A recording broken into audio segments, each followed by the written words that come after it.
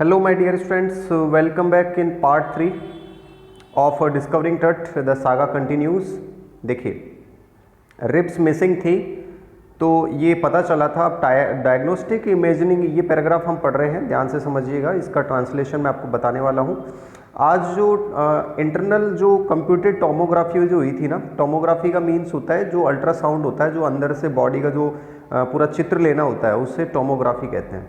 तो उसमें hundreds of x ray जो सेक्शन थे उसमें ये पता चला कि कुछ ऐसी थी जिससे कि बहुत सारी चीज़ें ऐसी थी जो एक्सरे की तस्वीरें में बताया गया कि वो कटी हुई थी अंदर से जब देखा।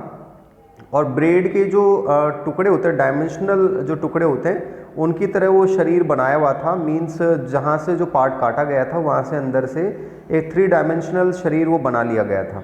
टट के बारे में जो एक और इम्पॉर्टेंट बात वो थी कि उसके बारे में सबसे ज़्यादा जानकारी जो दे सकते थे एक्सरे की कंपैरिजन में, वो ये था सीटी स्कैन में जो हमें जो 2 प्रश्नों के जवाब अभी भी मिलने बाकी थे टट के बारे में, वो ये थे कि एक तो वो मरा कैसे, हाउ डिड ही डाई, कि एक तो वो मरा कैसे, हाउ डिड ही डाई, और एक जब वो उसकी डेथ हुई तो उसकी उम्र क्या थी, यानी जब उसकी डेथ हुई तो उस वक्त उसकी उम्र क्या थी, डेथ के समय उसकी उम्र क्या थी। ठीक है। The king Tut's demise was a big event. राजा टट की मृत्यु जो थी ना, वो एक बहुत ही बड़ी घटना थी और शाही मापदंडों में भी हम कह सकते हैं। लेकिन वह अपने वंश का आखिरी राजा था, उसके दफनाया जाना भी जो था ना, वो एक बहुत बड़ी घटना थी अपने आप में। पर्टिकुलरली अगर कहें तो उसकी मृत्यु का विवरण जो था उसके बाद की स्थिति अस्पष्ट थी, यानी उसके बाद जो यानी डेथ हुई उसके बाद का जो टोटल जो ब्यौरा है ना, वो बिल्कुल क्लियर नहीं है। उस चीज़ के बारे में सबसे ज़्यादा परेशानी है। अब देखिए आमन हॉटेप थर्ड जो है ना, वो टट के पिता और दादा था, या तो पिता थे या फिर दादा थे। ठीक है। और वो एक शक्तिशाली फेरो भी थे जिन्होंने लगभग दशकों तक 4 दशकों तक उन्होंने क्या किया, शासन किया था। और उसका पुत्र ओमन हॉटेप जो था ना फोर्थ, वो क्या था, उत्तराधिकारी था आने वाले उस समय का। किसका? आने वाले समय का उत्तराधिकारी था। ध्यान से समझना बच्चों। ठीक है। उसने इजिप्ट की हिस्ट्री में सबसे बड़ी अजीब काल की शुरुआत की थी। देखिए अब क्या होता है कि इजिप्ट के अंदर न्यू फेरो जो था ना, उसने प्रमोट किया कि सन डिस्क जो है ना, सूर्य की तस्तरी जो थी ना, उनकी पूजा को प्रोत्साहन दिया कि इन चीज़ों को ज़्यादा पूजा जाएगा। ठीक है। और उसने अपना नाम अखेनटन यानी आटेन का दास रख लिया। क्या रख लिया? आटेन का दास रख लिया। और थेबिस का मतलब है थेबिस के एक प्राचीन शहर के अंदर, थेबिस। ठीक है। और ओल्ड सिटी ऑफ थेबिस के एक नए शहर जो था ना, उसमें धार्मिक राजधानी हटाकर एक नए शहर अखेनटन को ले जाया गया, जिसे अमारना के नाम से जाना जाता है। किसके नाम से? अमारना के नाम से जाना जाता है। उसने अपने देश के, यानी ये पैराग्राफ हम पढ़ रहे हैं बच्चों, ध्यान से समझना, कंक्लूजन में इसका बता रहा हूँ। उसने देश को और अधिक सदमा तब पहुँचाया जब उसने आमन नामक प्रमुख देवता पर आक्रमण कर दिया। उसने देश को और अधिक सदमा तब पहुँचाया, यानी एक बार रिपीट कर रहा हूँ मैं, उसने अपना नाम अखेनटन के नाम से रख कर के उसने आटेन का दास रख लिया था। ठीक है। अखेनटन या आटेन का दास रख लिया था। थेबिस का एक पुराना शहर था, वहाँ से धार्मिक राजधानी को हटाकर उसने अखेनटन को ले गया था और इसे अमारना के नाम से जाना जाता था। ठीक है। अब उसने देश को और अधिक सदमा कब पहुँचाया? जब उसने, एक सबसे बड़ा सदमा ये था कि उसने आमन नामक प्रमुख देवता पर आक्रमण कर दिया। उसकी सभी मूर्तियां जो थी ना, वो तोड़ दिया गई। मंदिरों में उसकी सारी इमेजेस, जितने भी मूर्तियां थी, उनको तोड़ दिया, मंदिरों को बंद कर दिया। ये सबसे बड़ा भयानक समय रहा होगा। रे जॉनसन बोलते हैं कि ये उस समय का सबसे बड़ा, यूनिवर्सिटी ऑफ शिकागो के रिसर्चर जो है, उन्होंने रिसर्च सेंटर के वो हेड थे, उन्होंने बोला शताब्दियों से शासन करने वाला परिवार अब अंत की ओर आ रहा था। ठीक है। रे जॉनसन बोलते हैं कि शताब्दियों तक शासन करने वाला परिवार जो था ना, वो अब अंत की ओर आ रहा था। ठीक है। और फिर अखेनटन थोड़ा सनकी भी हो गया था। सनकी किस प्रकार से हो गया था कि वो जो मन में आती थी ना, वही करता था। अब इस पैराग्राफ पर आ गए हैं। ठीक है। तो देखिए बच्चों, अब समझते हैं इस पैराग्राफ को कि इस पैराग्राफ में हमें क्या समझाया जा रहा है। ठीक है। आफ्टर अखेनटेन की मृत्यु के बाद एक रहस्यमय शासक जो थे ना, उनके कुछ समन खारे थोड़े समय के लिए प्रकट हुआ। मिस्टीरियस रूलर नेम्ड समन खारे जो थे ना, समन खकारे भी हम बोल सकते हैं, थोड़े समय के लिए हुआ, बिना कोई नामो निशान छोड़े प्रस्थान कर गया और फिर वो वहाँ से चला गया और फिर एक बहुत युवा तूतन खां सिंहासन पर बैठा, जिसे आज जो विस्तृत रूप से राजा टट के नाम से हम जान रहे हैं, ठीक है, वाइडली नॉन टुडे। उसने, इस किशोर ने, राजा ने शीघ्र ही अपना नाम तूतन खामुख रख लिया, जिसका अर्थ था आमन की सजीव प्रतिमा। उसका जल्दी उसने नाम चेंज कर लिया और उसने आमोन की या फिर आमन की सजीव प्रतिमा जो थी ना, जीती हुई प्रतिमा, यानी जिस पर आक्रमण किया था, किसने आक्रमण किया था, किसने आक्रमण किया था, अखनटेन ने या आटेन के दास ने जिस पर आक्रमण किया था। इस किशोर राजा ने शीघ्र ही अपना नाम तूतन खाम रख भी लिया था, जिसका नाम था आमन की सजीव प्रतिमा के बारे में था, और पुराने तौर तरीकों की पुनर्स्थापना के निर्देश दिए कि पुराने जितने भी तरीके थे। उसने करीब 9 वर्ष तक फिर क्या किया, 9 वर्ष तक उसने शासन किया और अचानक वो डेथ हो गई उसकी, यानी पता नहीं चला कि उसकी डेथ कैसे हुई। ठीक है बच्चों, अब यहाँ पर आ गए हैं हम इस पैराग्राफ पर, समझिएगा ध्यान से। उसकी कीर्ति और नियति जो थी ना, वो बारे में अनुमानों को छोड़ दिया गया, और तट की मम्मी जो थी ना, उसमें बहुत सारी मम्मियों में से एक थी। इजिप्ट की बहुत सारी मम्मीज़ थी, उन मम्मीज़ में से बहुत सारी मम्मियों में से ये एक था, ठीक है। और ध्यान से समझिएगा, कितनी मम्मियाँ कोई नहीं जानता। मिस्र के इजिप्ट की मम्मी प्रोजेक्ट ने 2003 में लिस्ट बनाना शुरू किया, और अब तक उनमें से लगभग 600 मम्मीज़ को क्या किया, सेलेक्ट किया, और अभी भी गणना चल रही कि अगली अवस्था जो है ना, नेक्स्ट फेज़ क्या होगा। इन मम्मियों को जितनी भी थी वो चलती फिरती सीटी मशीन पर जांचा जाएगा, जितनी भी सीटी स्कैन मशीन जो है ना, उन पर इनको देखा जाएगा, और नेशनल जियोग्राफिकल सोसाइटी और जो सीमेंस ने जितनी भी मशीनें दान की थी ना, उनके ऊपर इनको देखा जाएगा। राजा तट जांचे वाली, राजा जो तट की जो थी ना, वो जांचा जाने वाली पहली मम्मी थी, और जो मृत्यु में और जीवन में अपने देशवासियों से सही प्रकार से आगे चल रहे हैं, उनको जानने के लिए। अब सीटी मशीन जो थी ना, सीटी मशीन जो थी उसके बारे में क्या था समझिए। सीटी मशीन जो थी उसमें, अब हम आ गए हैं नेक्स्ट पैराग्राफ पर, ठीक है, ये हो गया था। अब हम समझ रहे हैं इस वाले पैराग्राफ को। एक सीटी मशीन ने मम्मी के सिर से लेकर पैरों की अंगुलियां तक क्रमशः देखा, और 1700 डिजिटल एक्सरे तस्वीरें जो थी ना, वो लगभग काट ली थी।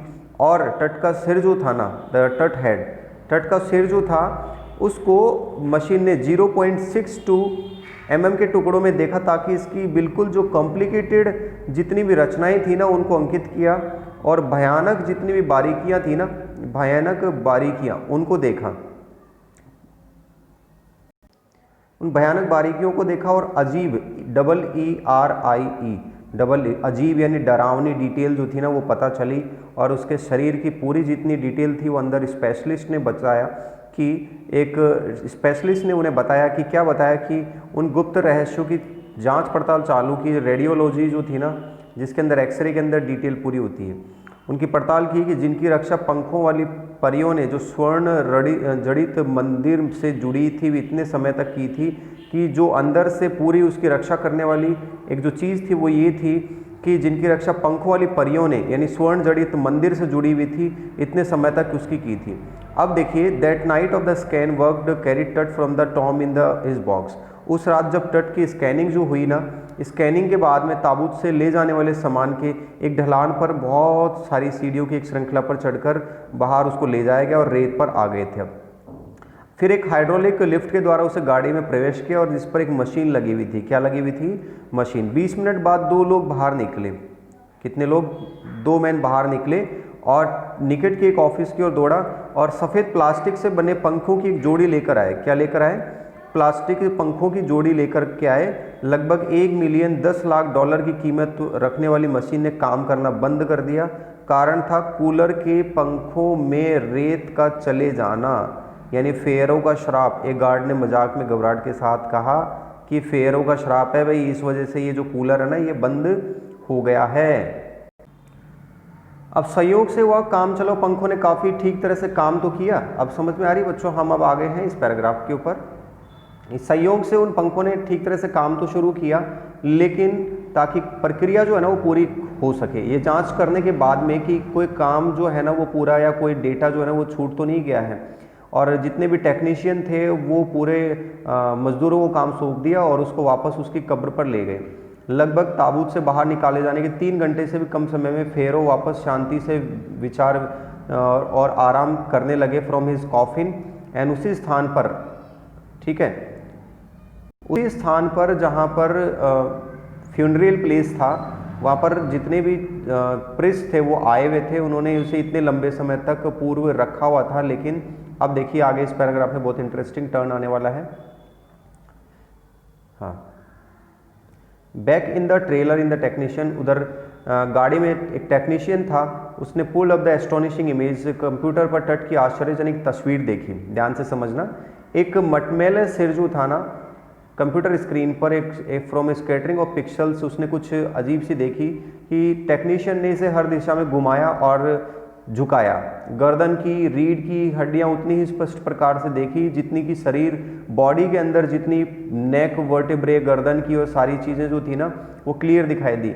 एक अन्य तस्वीरों ने हाथ, पसलियां जितनी भी थी ना जो पहले गायब हो चुकी थी, और स्कल जो था ना वो क्लियरली अब क्या कर रहा था, चित्र दिखाया। लेकिन अब तनाव जो था ना वो पूरी तरह से जा चुका था। क्या कर चुका था? तनाव पूरी तरह से जा चुका था। अब कुर्सी पर वापस बैठते हुए जाही हवास जो था ना, जाही हवास को मुस्कुराया, और मुस्कुरा करके क्या बोलता है? वो बोलता है कि आपने ऐसा देखा स्पष्ट। उसने बहुत राहत महसूस की और बोला कि कुछ भी गलत नहीं हुआ है, बहुत ही आप गलत फील कर रहे हैं, लेकिन पिछली रात में सोया नहीं, 1 सेकंड भी नहीं सोया। मैं बहुत चिंतित था, लेकिन अब सोचता हूँ कि मैं सो जाऊँगा और जाकर के भरपूर नींद को लूँगा। मुझे बहुत आश्चर्य हुआ कि मैंने ऐसा क्यों सोचा। नेक्स्ट ध्यान से समझना, जब हम गाड़ी से बाहर निकले डिसेंडिंग मेंटल स्टेयर्स, जब हम गाड़ी से बाहर निकल रहे थे तो डिसेंडिंग मेंटल स्टेयर्स, धातु की सीढ़ियों से हम रेत पर उतरे। हवा जो थी ना वो रुक चुकी थी, ठीक है।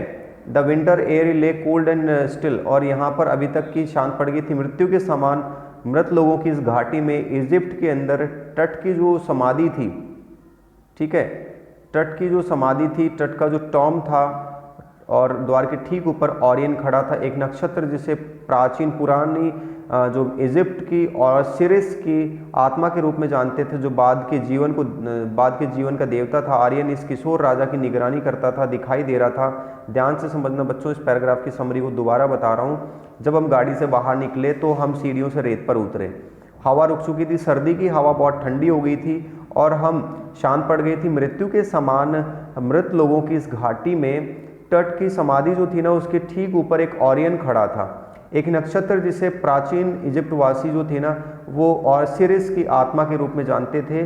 जितने भी जो राजा मरते थे उनके बाद के जीवन को वो ध्यान रखता था और देखता था।